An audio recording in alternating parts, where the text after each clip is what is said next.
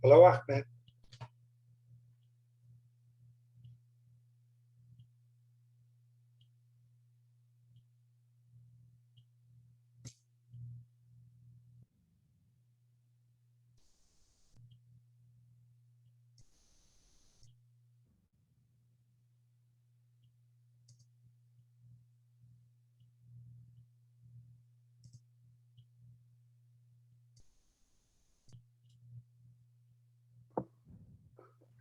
Hello, Dr. Bunting. Can you hear me now? Hi, I can hear you. Can you hear me? Yes, perfect. Great. Can Yeah. you see me?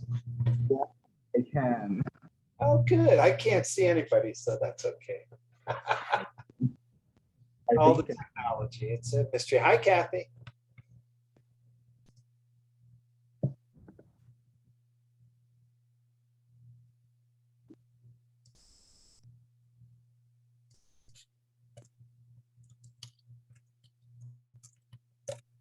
Kathy, you can't hear anything? Uh-oh, that can't be good.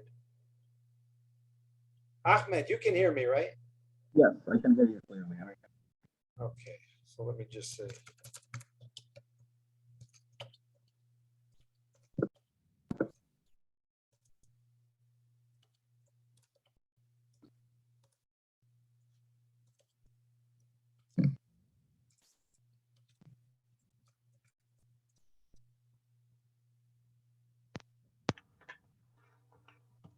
And I'm going to start in a couple minutes. I think what I'm going to do first, though, is they gave me a little video to run. Mhm. Sochi is coming. All right.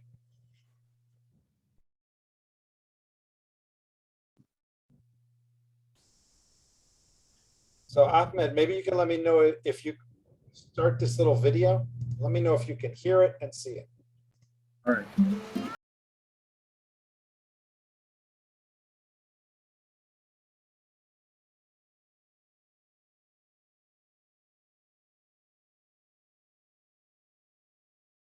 Sultan Stover, and I'm an English language fellow in Indonesia.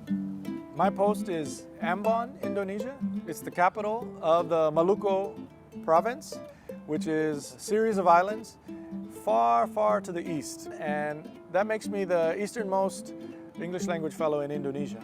I've spoken to other fellows, and you know, there's just a lot of diversity in regards to your day as a fellow. And I think each one provides a very, very unique experience. For example, Indonesia, you know, it has large cities, and it has places like Ambon that are more rural and more natural. And I feel very, very lucky to be here.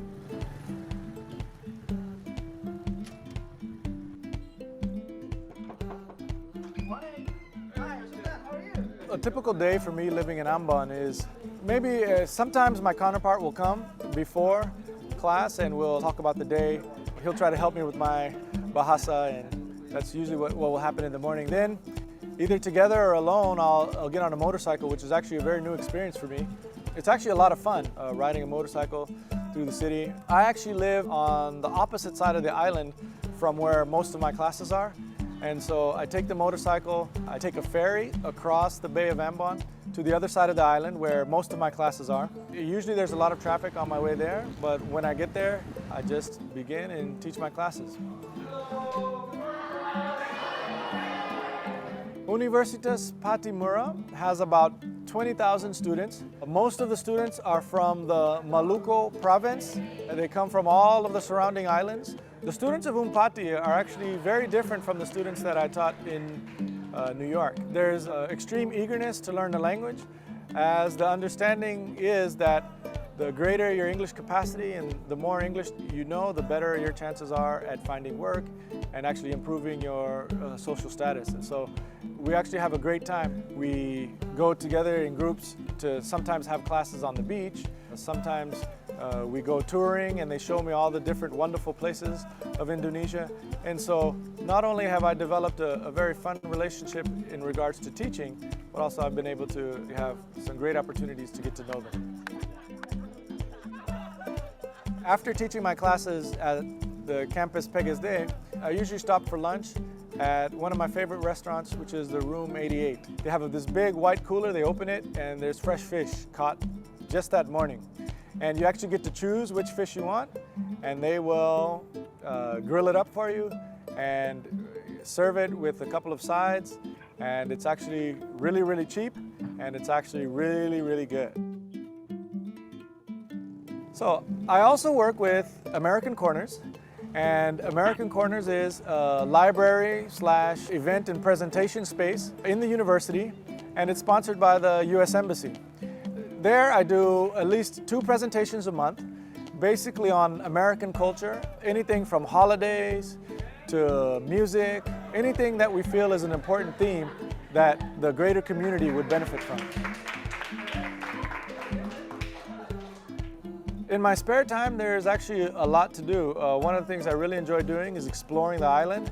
Usually after all my classes, after my day is done, the beaches are so close that I can just mosey on over and just sit and watch the sunset, relax, take a breather, and usually tell myself how lucky I am. I really have to say that this program is, I would say, the pinnacle for English language professionals. I can't imagine any other opportunity where you would have this much opportunity for professional development, this much actual hands-on classroom experience, this much time to actually create what it is that you would like to accomplish. I enjoy it so much that I've actually decided to renew. I was offered an opportunity to stay for another year, and I have accepted, and so I will be staying in Ambon.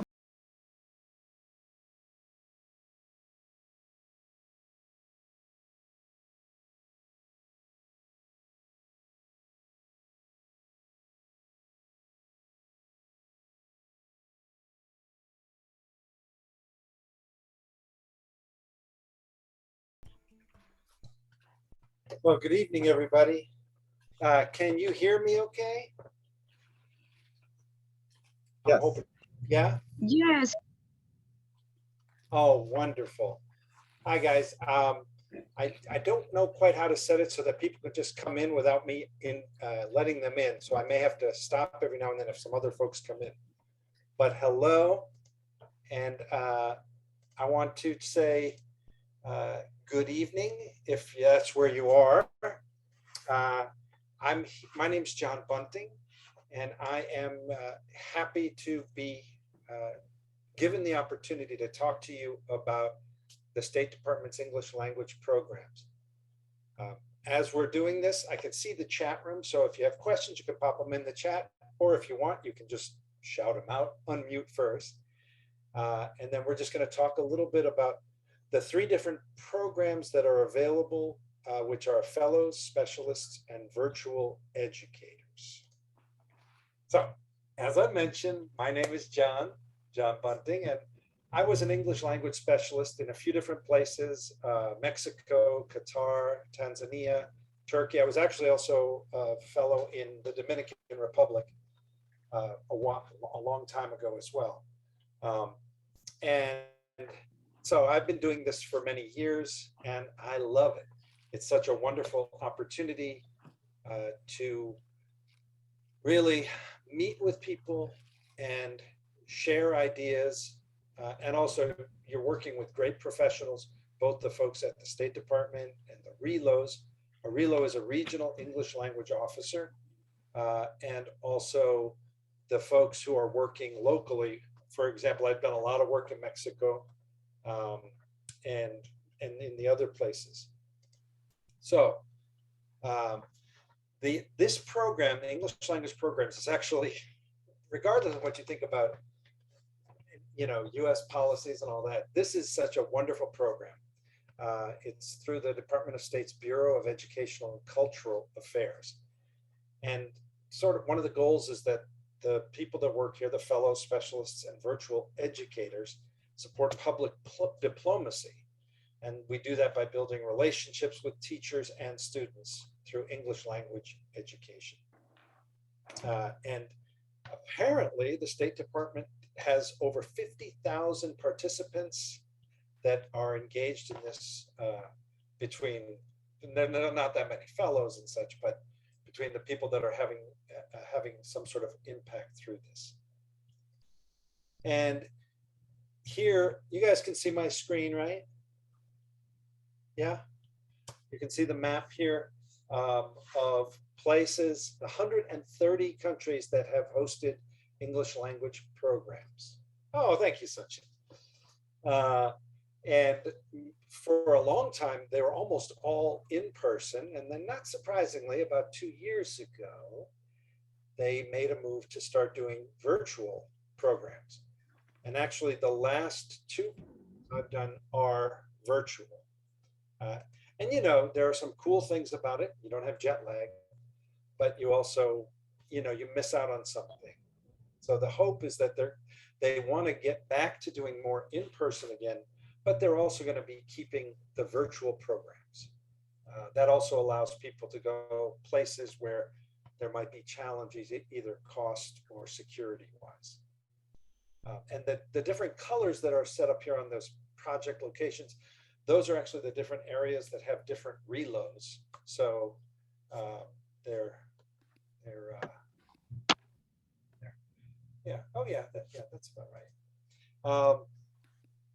And there are the three programs, and they are the fellows, the specialists, and then this new program called the Virtual Educator Program. I know about the fellows. I've known quite a few fellows. There may be a few fellows here with us tonight, and I've done a lot of specialist programs. The fellow program has been operating for over 50 years. The specialist program has been operating for over 30 years, and the virtual educator has just started. And the reason why they've started that is that they realized that doing the virtual work has a lot of benefits, but it also is not the same as being an in-person fellow or an in-person specialist. So they've actually added that third one. Now, one of the key elements to this is that the fellows, the specialists, and the virtual educators, the requirement is they have to be US citizens. And that's, I think, just part of the State Department government type thing. They need to have a graduate degree in TESOL or in a related field. And they also have to be professionals in our field of EFL, ESL. And those are sort of the requirements that they have. But they actually love to have new people come in. And one of the things that they've done is they've actually started to restrict the number of projects that people can do in order to provide greater opportunities for people who are either just entering the field or who have just decided that they want to try some of these things. And I think that's actually very, very cool. So I want to just share a little bit about the three programs. And the first one is the Fellows Program. And this is sort of the most intensive, and that is an in-country project. It typically will last for 10 months. Sometimes they have some flexibility with that, so it could be a little shorter. And as the fellow from Indonesia at the beginning was saying, you can also renew. So they're full-time assignments, and that means up to 20 contact hours per week. And typically they want it to be 10 hours for prep, 10 hours and grading, and then 10 hours for other secondary duties. And then the 20 contact hours.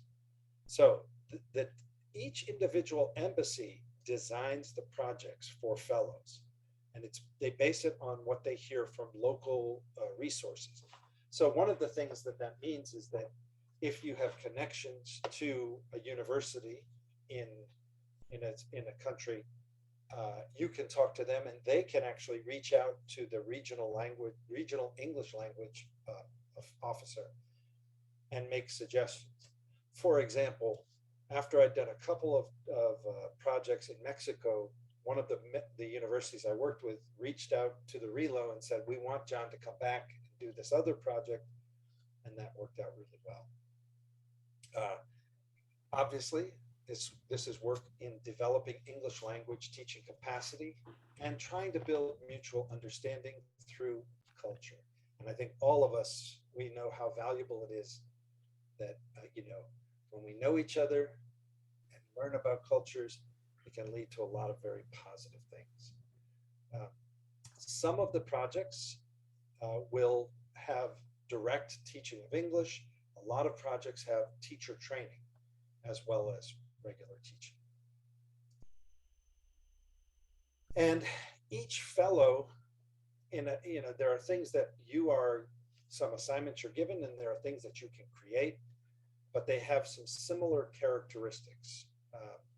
Successful fellows are flexible, resourceful, and they're also responsive to the needs of the community and the host institution. So they will have primary duties at their host institution, which can be about classroom teaching of language or methodology. And then there are other duties that go outside of that. I know a lot of fellows will sometimes travel around, and they can go to different cities to give workshops and do all sorts of other interesting things. They also, a phrase that the State Department likes is public diplomacy, which means people-to-people connections. So you connect with the embassy or the consulate, and engage with people through other things that they're doing. You also can have community projects, and that's where you might identify a need and figure out a way to connect that to language learning or language teaching, whether it's a need for a library or building something out in a rural area. And there's also a lot of cultural exchange. And so if you're a musician, bring that instrument. You can look at things like theater, improvisation, all sorts of wonderful things that you can do. So really, your creativity is going to be an important part of what you make out of this. So I want to share a little bit about the benefits for the fellows program. First of all, is you get a $35,000 stipend, and they're just deposited into a bank account, and they are taxable. So be aware, the taxes follow us almost everywhere. In addition, you get a living allowance to cover lodging, food, and local transportation. There's also tickets for international travel to and from your country. You get supplemental health benefits to cover emergencies, illnesses, or accidents. You have an allowance for activities, so you can buy materials, maybe if you're going to be traveling around the country a little bit. They say that there is an allowance for dependents, so that's also an option. And again, apparently that's also taxable, just an FYI. And you get membership into TESOL Global. So those are some of the benefits here. So now I'm going to ask you, in the chat room that we have here, the little chat box where Sochi has already written, what would you be interested in sharing if you were able to do something like this? What interest, passion, or skill would you be interested in sharing? And if you realize, well, I'm not going to be able to do this, but maybe you think if someone is coming to you, what would be something that you would be interested in sharing? And I am going to put something in as well. I'm going to ask you to.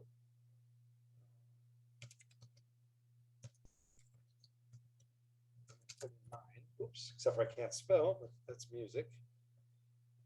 So for me, it's jazz music. I think I would love to share that. I make noise with the bass guitar. And so, oh, Allison, why am I not surprised?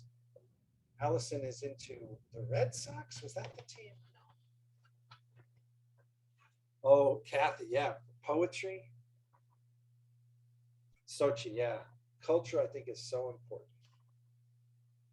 And the culture, as you can see, there's a lot of different ways that you can have that. Student-centered teaching, that's a very important thing in a lot. I think in a lot of areas, there's still that kind of traditional teacher-centered. So I think that that's good. It's interesting because I think you could teach something about baseball using student-centered methods, I think. And let's see. Well, if anybody else wants to put something in there, you can, but thank you guys for sharing those. I mean, part of what it is, oh yeah, nice. Thanksgiving, soccer. You know, sometimes I think I love baseball, but I think soccer is kind of like the universal language. And so thank you guys for putting those in there. And now let's take a look at the virtual and in-country assignments of that are the role of the specialist.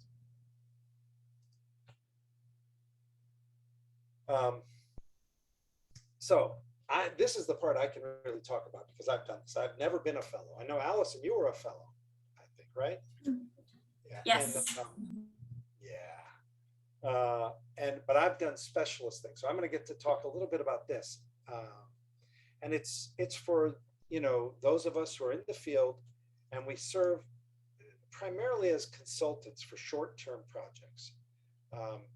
And we, you know, exchange knowledge. It's really important that it's an exchange of knowledge. It's not just one way, one unidirectional. We try to build capacity for English language teaching. We try to create partnerships so that you know, we can extend this beyond just the short term that a specialist is there. And as I was mentioning earlier, it can be virtual or in country. Now, I love being in country, but last year I was doing a project in Turkey, and I think everyone involved was happy that it was virtual because we were able to do it and not have to be quarantined for a while and live in fear. And these things, a lot of things that specialists focus on will be working with ministries of education, doing presentations at regional, national, or international conferences. When I went to Qatar, part of what I did was I was a plenary speaker at one of their national conferences. Well, actually, it was international, but it was regional. Another thing is that a lot of times, specialists might look at needs assessment, curriculum design, things like that. In Turkey, I was working with a law school to work on the process of creating a legal English center. Let's see here. So the way the specialist program works is there's about 240 specialists per year, which is wonderful. The in-person range can range from 10 days to 3 months. So part of that requires sort of thinking about what your schedule is, how you can do this. Virtual, there's no minimum or maximum. So you can, and actually it's interesting, in my last assignment in Turkey, we did one part of the program and then extended it. We moved it and made it much longer because they started to get excited about the use of corpus tools in legal English. So we added a whole nother component to it. And it's this, you're really connected to the RELO in your area. That's the Regional English Language Officer.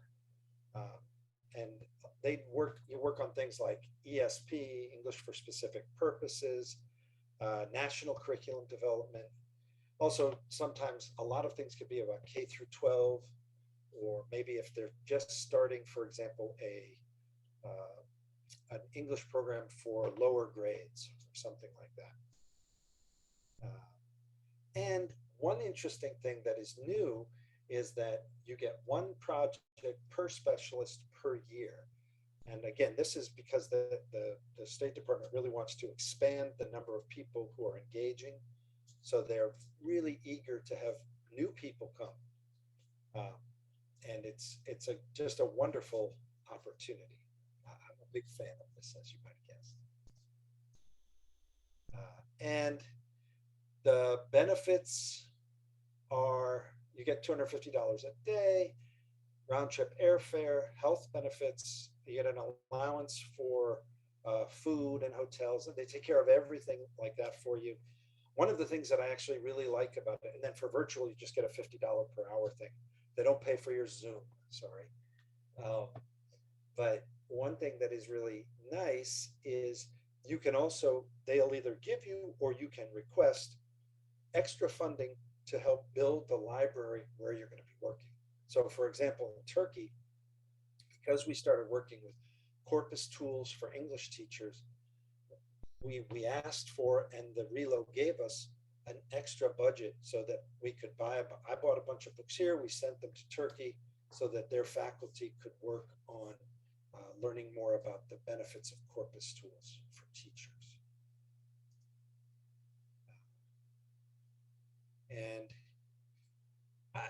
there's a video, but I'm going to share the link to the video with you in the chat room. But I'm not going to do it here because we're running a little bit late. But this is actually a really nice video by Paul Matsuda, who did an assignment in Turkey. And I'll put that in the chat room at the end of the session. There he is. And let's see, yeah, because that's not. And now, what I would like to talk to you about is culture. One of the things that's wonderful is that we get to learn about culture. And these are my pictures from my time in Mexico. I was so fortunate, I've had 4 or 5 assignments in Mexico over the years. And they have led to a greater understanding for me. One of the things that I really learned while I was there, and it was not something I had anticipated learning, was I learned a lot about indigenous culture and indigenous languages, because the university where I worked at was doing very innovative work in creating a master's degree in indigenous languages. And it's also a lot of fun, sometimes a lot of tequila, not for me, of course, but for everyone else. Also, you're able to connect with teachers on such a wonderful level, and let's face it, we know here, teachers, man, we work hard. And I'm not Rodney Dangerfield, but we don't get the respect we should get. And one of the great things about doing this is we're able to give respect to people who are working so hard. In many places, people are working morning jobs teaching, they go get some lunch, and they get a whole nother job in the afternoon. And then some of them teach in the evenings as well. So, it's a wonderful way to connect with teachers and to learn about what works with them. You also get to work with people from different types of communities. This was actually, this is one of my real joys, is working on community English here in Atlanta. But also, I got to work with a group who was doing community English in Qatar, because there was a big immigrant population there. And there was something that we worked on together to look at language teaching together. And that was just a very special project that was sort of extra to all the other things that I was doing there. But our Relo made it happen, which was great. And as I mentioned, just like we're doing now, you can be talking to people and you can't, you're not really there, but you're there. And so, one of my last 2 assignments have been virtual. And so there's a picture of me with a wonderful law professor in Turkey, Tuba, and she and I worked together on a project. And I put in this other picture with this wonderful crew from Mexico, because this is a group that I started working with back in, I dare say, 2003. And we still connect, and we still try and work together, even through the pandemic.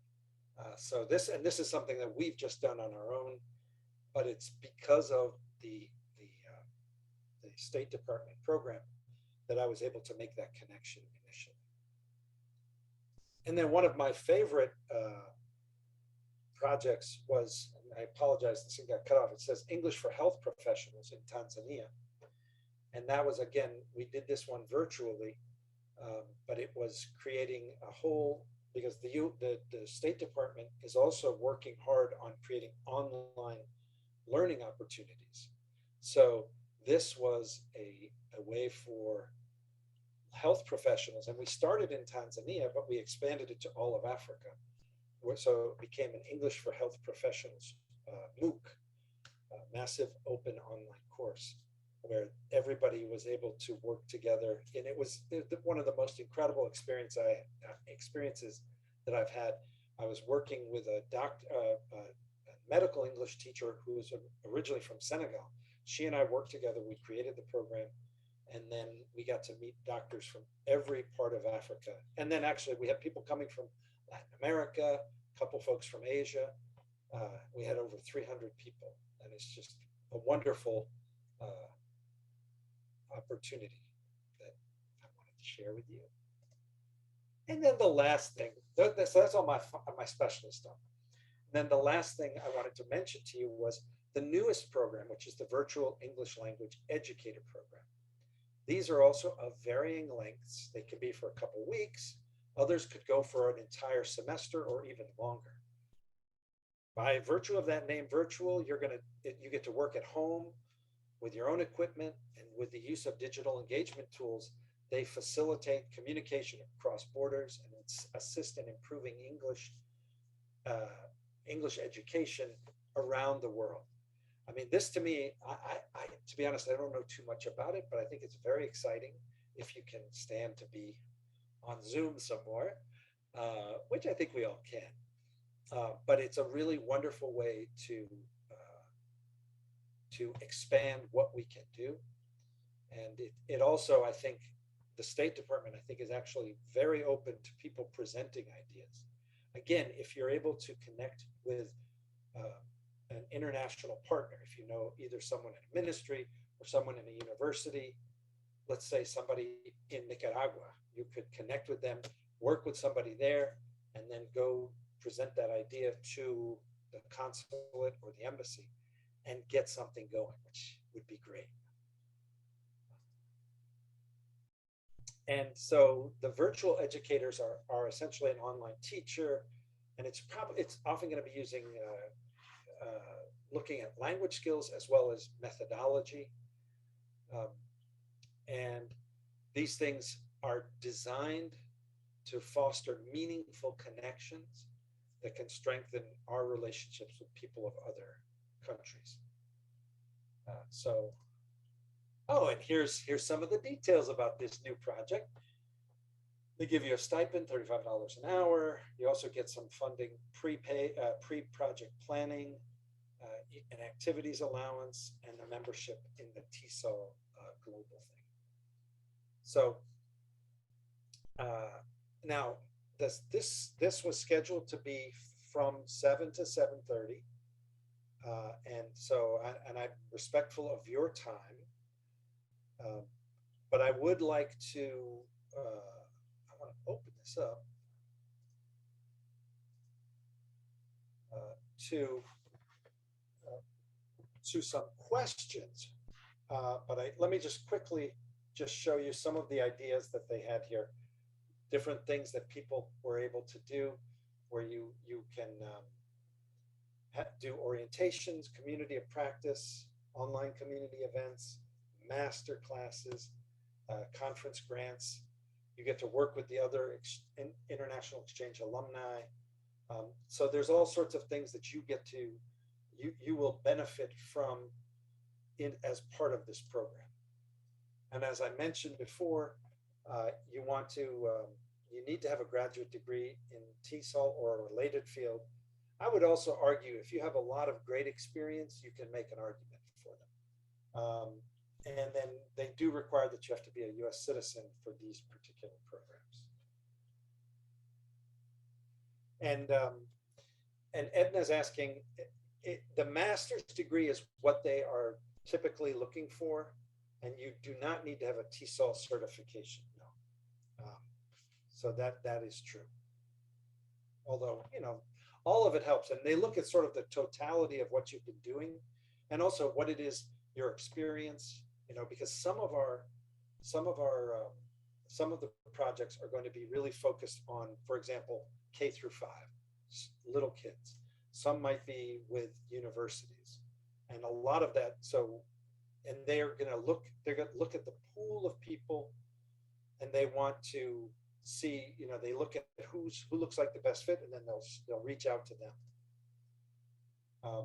And then the way it works is you can go into the portal, because that's one of the words we love here.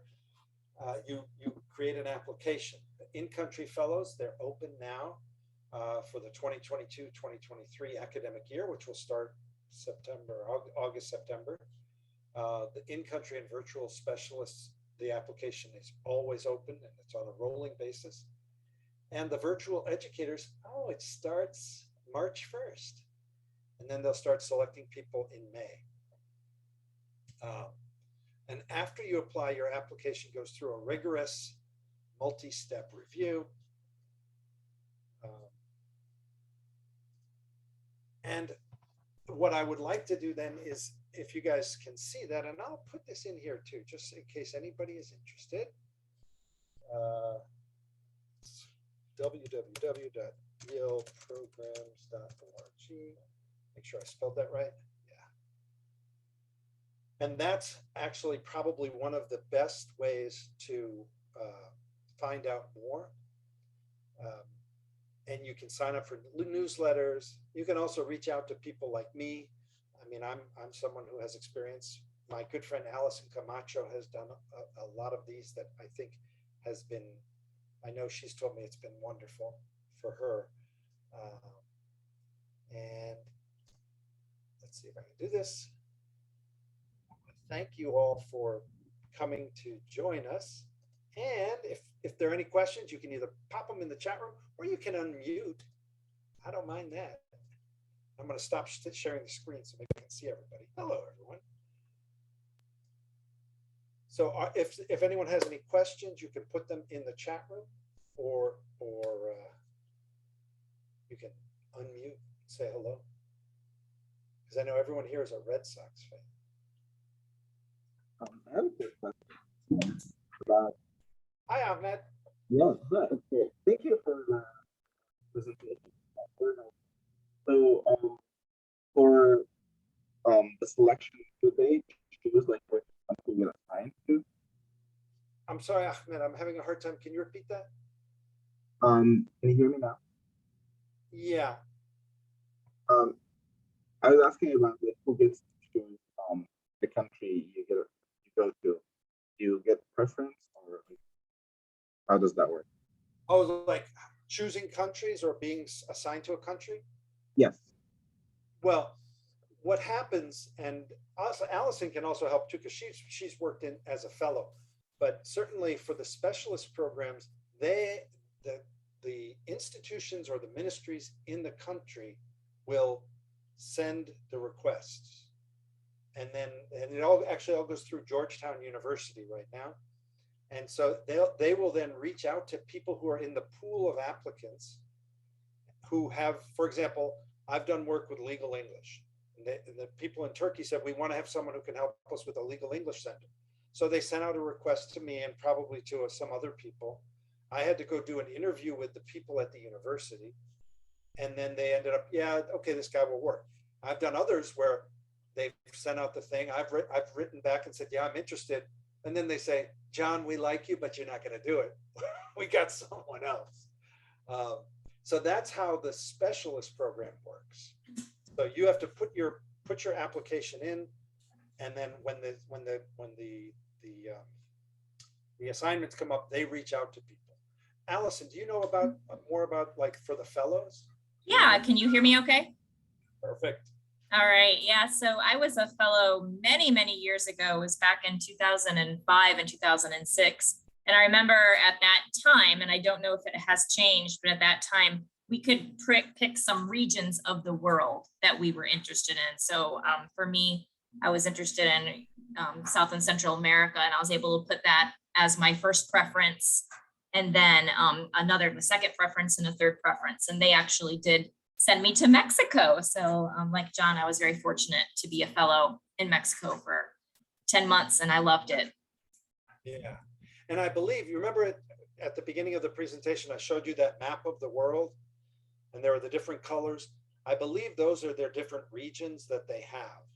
And so it may be like you could request, for example, I would love to, I did all that work in Tanzania and I would love to go to Tanzania. And that's actually, and there's the whole southern, it's the eastern side of Africa is one region. So it could be that, I could request that, but I couldn't request just Tanzania. I mean, I could, but they may not do anything. That makes sense. Thank you so much. And for the virtual educators, I don't know. That's a brand new program.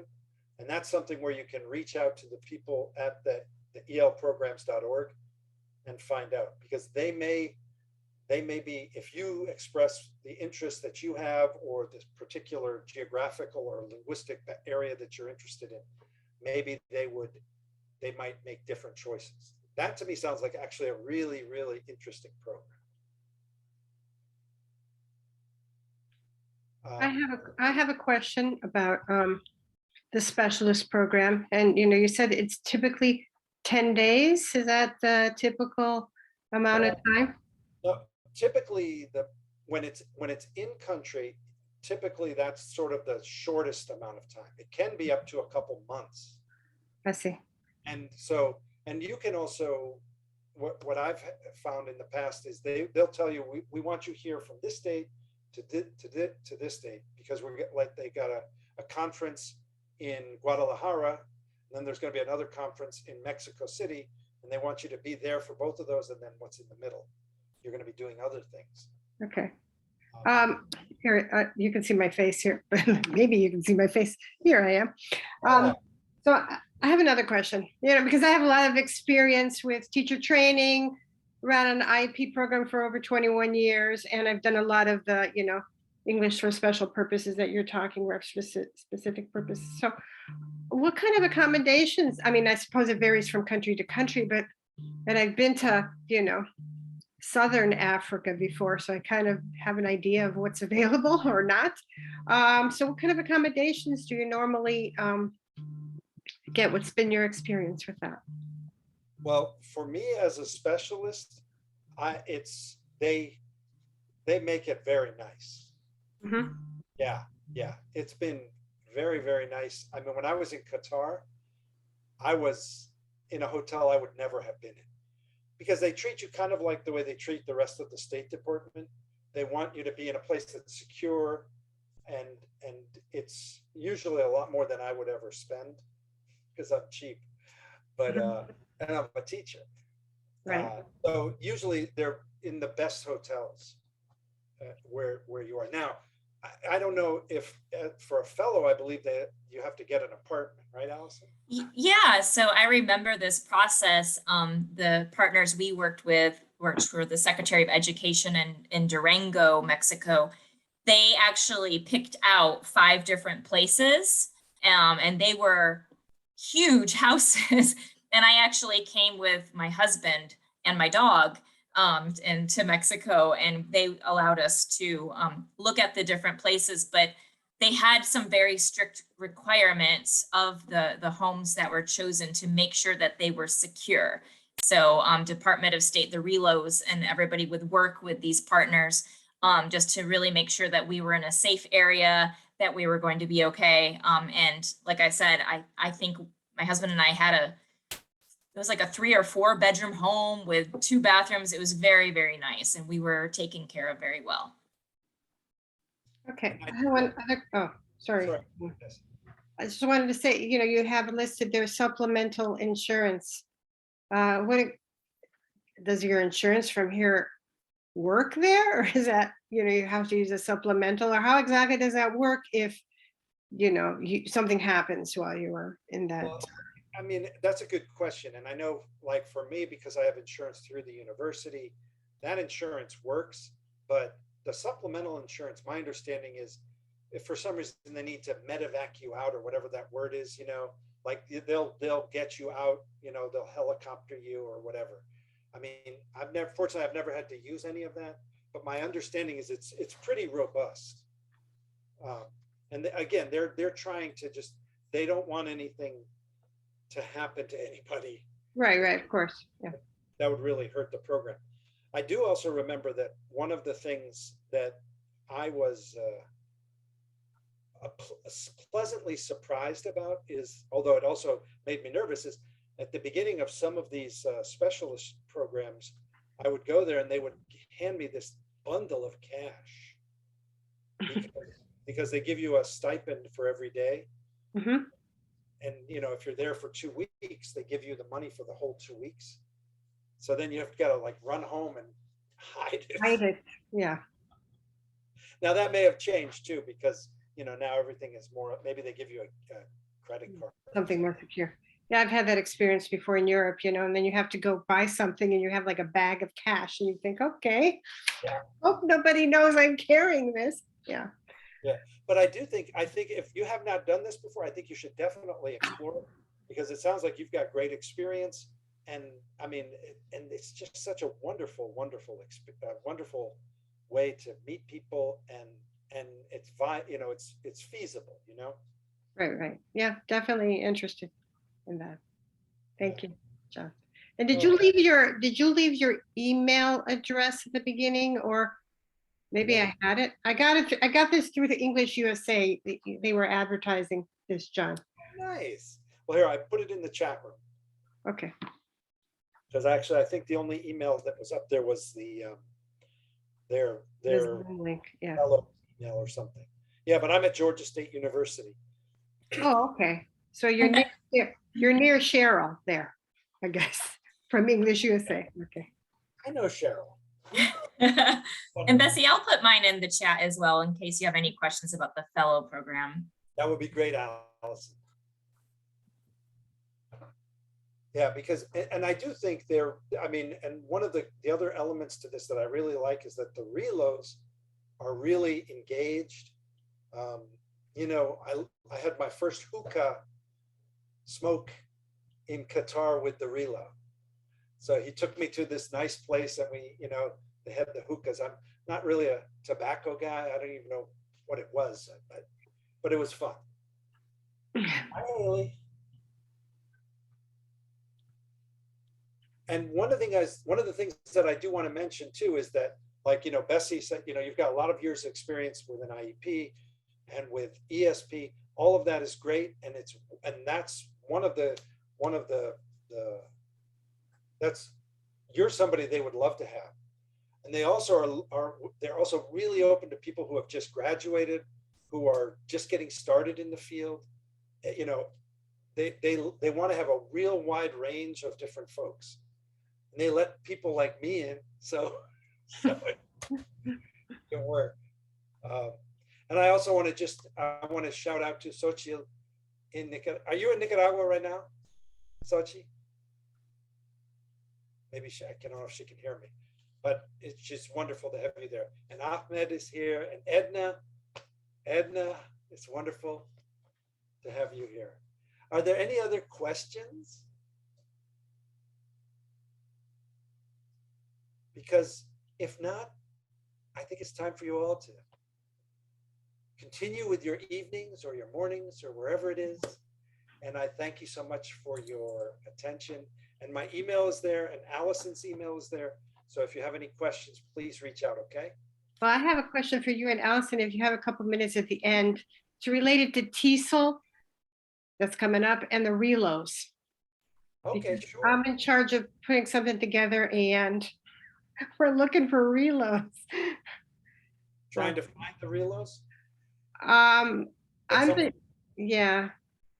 the chair of the Affiliate Network Professional Council, and somebody brought to our attention that the State Department is sponsoring a number of relos to either attend the conference virtually or in person.